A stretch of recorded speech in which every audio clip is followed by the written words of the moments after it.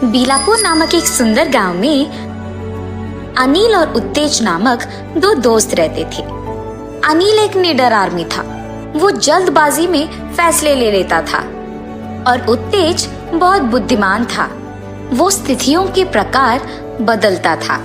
वो दोनों गांव से शहर जाकर वहां एक ही जगह नौकरी करते हुए अपने माँ बाप को पैसे भिजाते हुए बहुत खुश रहते थे। ठीक उसी समय कोरोना वायरस नामक एक भयानक व्याधि शुरू हुआ था। वो एक व्यक्ति से दूसरे व्यक्ति को तेजी से फैल रहा था। अगर किसी को कोरोना वायरस आया तो उन्हें तेज खांसी, बुखार और सांस फूलना होता था। और सरकार ने ये भी प्रकट किया था कि अगर ये वायरस बूढ़े लोगों को आया तो उनके मर जाने की संभावना ज्यादा होगा। सरकार ये भी घोषित करती है कि कोरोना वायरस से बचने के लिए हर एक आदमी को मास्क पहनना होगा और हाथों को सैनिटाइज करना होगा और एक दूसरे से करीबन 3 फीट की दूरी रखना ही होगा। और ये भी कि ज्यादा भीड़ जगहों से दूर रहे और घर पर रहना ही सुरक्षित रहना है। और इतना ही नहीं, सरकार ये भी प्रकट करती है कि रेलगाड़ी और विमान के सेवाएं तुरंत बंद हो जाएगी ताकि विदेश से कोई यहाँ नहीं आ सके और यहाँ से कोई विदेश न जा पाए। और कल से सभी को घर पे ही रहने की आदेश देती है। ये सुनते ही शहर के सारे कार्यालय भी उनके कर्मचारियों को घर पे रहने की आदेश देते हैं। ये सुनते ही सारे लोग एक दूसरे से दूर रहते हुए, होठों पे मास्क पहनते हुए और हाथों को सैनिटाइज करते हुए अपने आप को सुरक्षित रखने की कोशिश जारी रखते हैं। अनिल, सभी जगह सब बंद हो चुका है ना, और हमारे कार्यालय में भी हमें घर पे रहने की आदेश दिया गया है। मैं कह रहा हूँ यही सही वक्त है। चलो घर निकल जाते हैं, अपने माँ बाप के साथ रहते हैं और जब ये लॉकडाउन खत्म हो जाएगा तब वापस आ जाएंगे। अरे यार उत्तेज, ये सब लोगों को डराने के लिए कर रहे हैं। ये सब सच नहीं है। अब एक बार घर जाने के बाद 2-3 दिनों में अगर ये खत्म हो गया और हमें वापस कार्यालय को बुलाया गया तो कैसे आ जाएंगे? वो भी तो सोचो। मुझे तो नहीं आना, तुम्हें जाना है तो तुम जाओ। ठीक है अनिल, मुझे तो ये कोरोना वायरस के बारे में सुनकर ही बहुत डर लगने लगा है। मैं तो घर चले जा रहा हूँ, तुम यहाँ सही सलामत रहना। ये कह के उत्तेज वहाँ से उसके गांव चले जाता है। अनिल उसके दोस्त के चले जाने के बाद अकेले रहते हुए शहर में बिना कोई डर के वैसे ही रहता है जैसे कोरोना वायरस आया ही नहीं हो।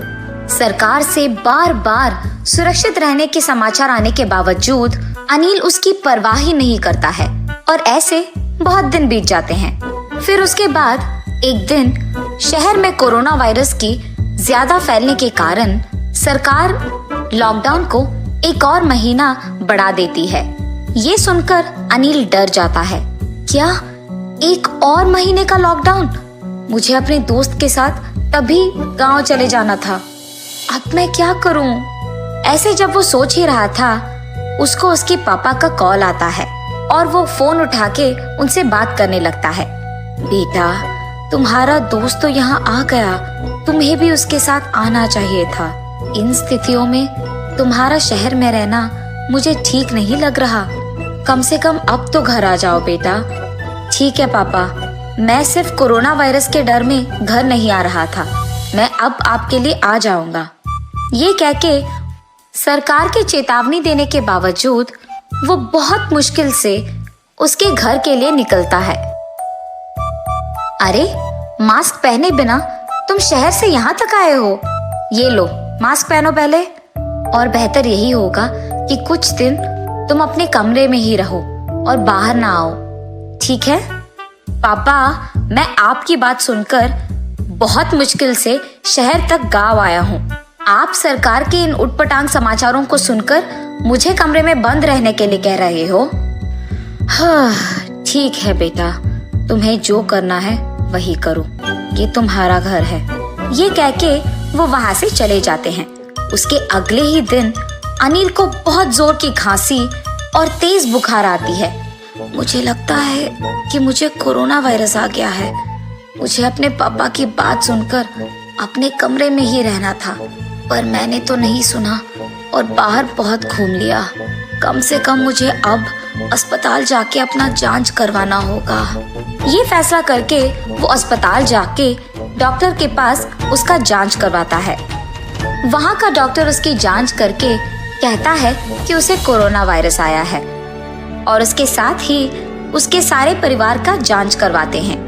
फिर उन्हें पता चलता है कि अनिल के कारण उसके सारे परिवार को कोरोना वायरस आया है और उन सबको अस्पताल में रहते हुए उसका इलाज करवाना होगा।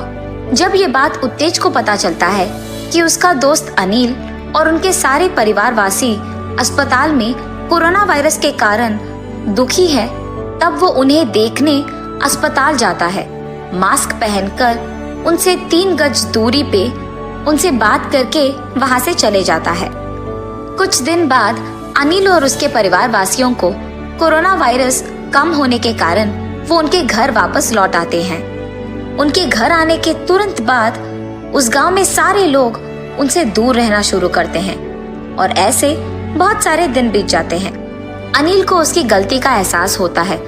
उसे समझ आता है कि उसकी लापरवाही के कारण ही उसे और उसके सारे परिवार को कोरोना वायरस आया है। ऐसे कुछ महीने बीत जाते हैं। कुछ दिन बाद सरकार वापस ये समाचार देता है कि कोरोना वायरस अब एक नए रूप में फैल रही है। उसके खांसी और बुखार के वही लक्षण है, पर इस बार ये 70% तेजी से फैल रही है। अनिल और उसके परिवार ये समाचार सुनकर बहुत डरते हैं। वो तब से और भी सुरक्षित रहना सीख जाते हैं। तब एक दिन अनिल को उसके कार्यालय से एक फोन आता है, ये कहते हुए कि उसे कार्यालय आना होगा। एक बार मेरी लापरवाही के कारण मुझे और मेरे परिवार वासियों को कोरोना वायरस आया है, मेरे कारण। और अब समाचार ये कह रहा है कि नए प्रकार का कोरोना वायरस फैल रहा है। अब अगर मैं कार्यालय चले जाऊंगा तो न जाने क्या हो जाएगा। मुझे यही सुरक्षित रहना होगा। अनिल इस सोच में पड़ जाता है।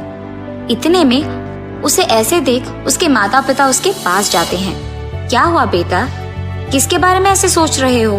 इतने में उत्तेज उसके दोस्त अनिल को देखने उसके घर जाता है।